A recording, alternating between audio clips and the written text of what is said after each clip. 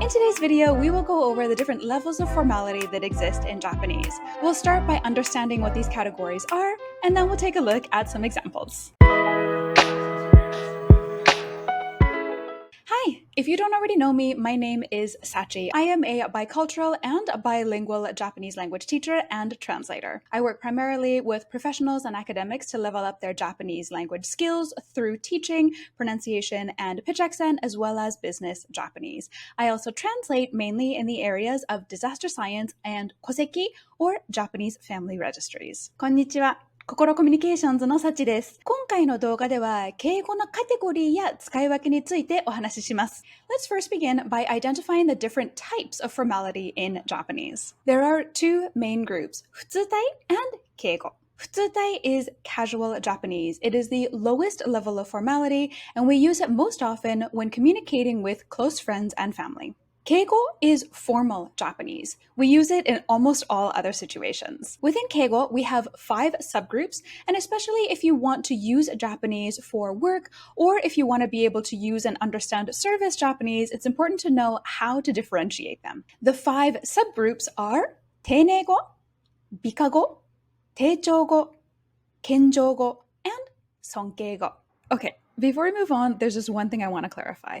If you've watched any of my shorts on this topic and you're a bit confused about how the subgroups are organized, it's because there was a change in recent years. In the shorts, you'll see the older way of organizing them, but in this video and all others moving forward, we're using the newer way. Thanks. Of these 5, let's start with the one that's easiest to define, Teineigo. Teineigo is the standard level of formality. It's the one you use in classrooms and in textbooks. Sentences tend to end in desu, masu, and deshita, mashita. 2 example sentences are 昨日公園に行きました。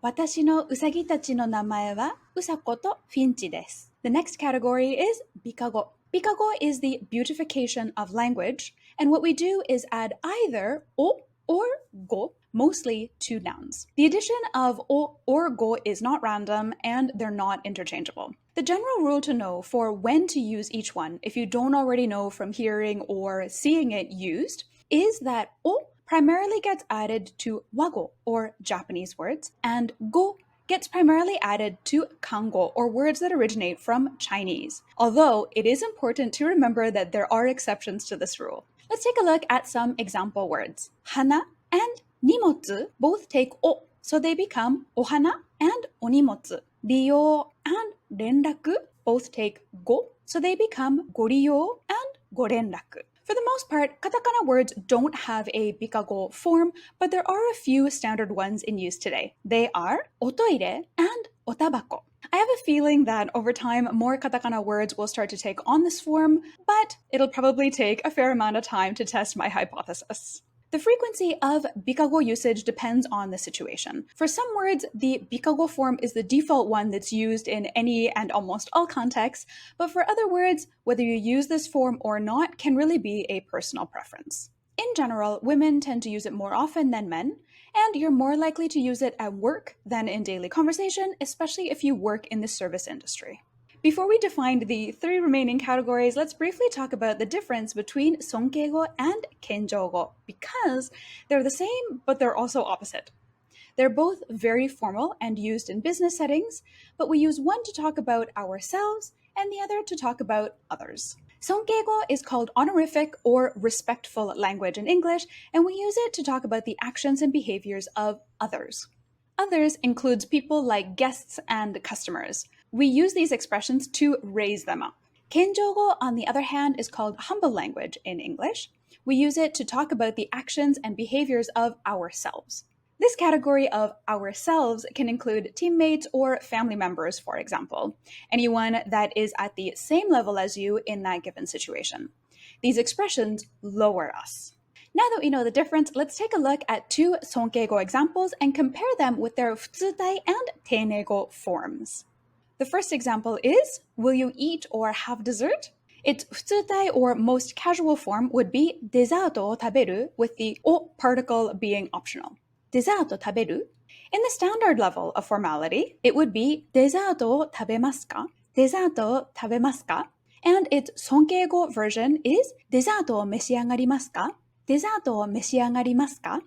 The second example is look there. Its 普通体 or most casual form would be そこを見て with o again, the particle being optional. So you could say そこ見て.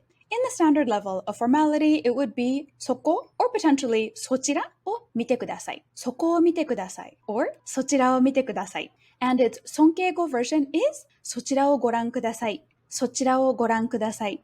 In both sentences, we are talking about the other person, say your guest, for example, whether they're eating dessert or looking there. We aren't doing any of the action in these sentences. It's them.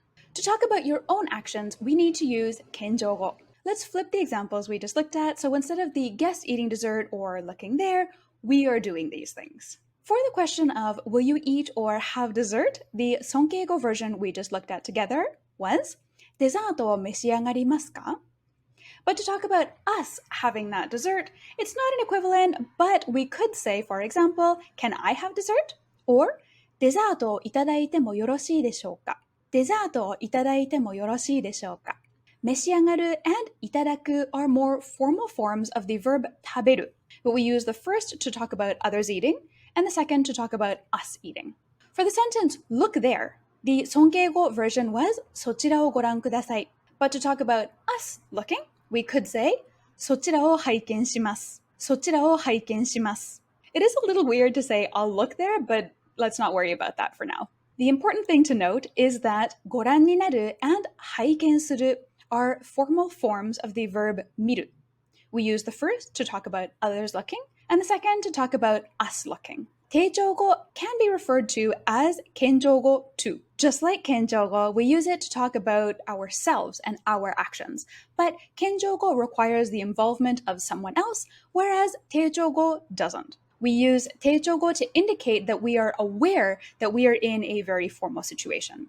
It probably is easiest for now to think about Teichougo as a subgroup of or as a pair with Kenjougo. There are a limited number of verbs in the Teichougo category, so it's not difficult to memorize them. Let's look at two examples. 明日、そちらに参ります。明日、そちらに参ります。I will go there tomorrow. 参ります is the Teichougo form of 行く。私は家におります。Or in a formal form like this, you might end up saying 私は家におります。I am or will be at home. おります is the Teichougo form of いる。Let's recap what we've gone over so far. There are 6 categories of formality in Japanese. They are 普通体、Teineigo, Bikago, Sonkeigo, Kenjougo, Teichougo. 普通体 is casual Japanese. Teineigo is the standard level of formality in Japanese, where sentences end in desumasu. Bikago is the beautification of language, where we add o or go, mainly to nouns.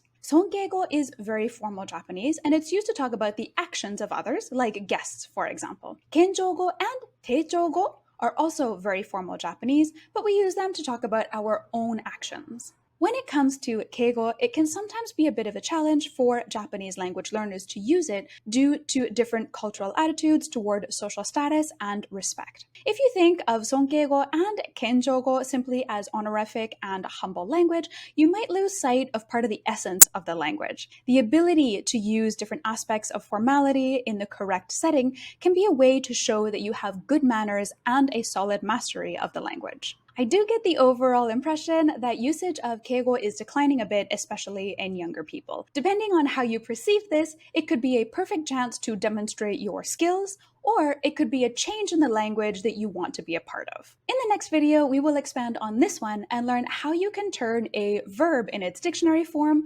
to its Keigo form. There are rules that you can follow, which makes it so much easier than just having to guess or memorize everything. We'll look at some examples as well to help make sense of all of this because I know it can be a lot to take in. I know I was confused when I first learned about all the different levels of formality in Japanese, and it took me some time to understand it all. では、最後までご視聴いただきありがとうございました. Thanks so much for watching until the end, and see you in the next video where we learn more about Keigo.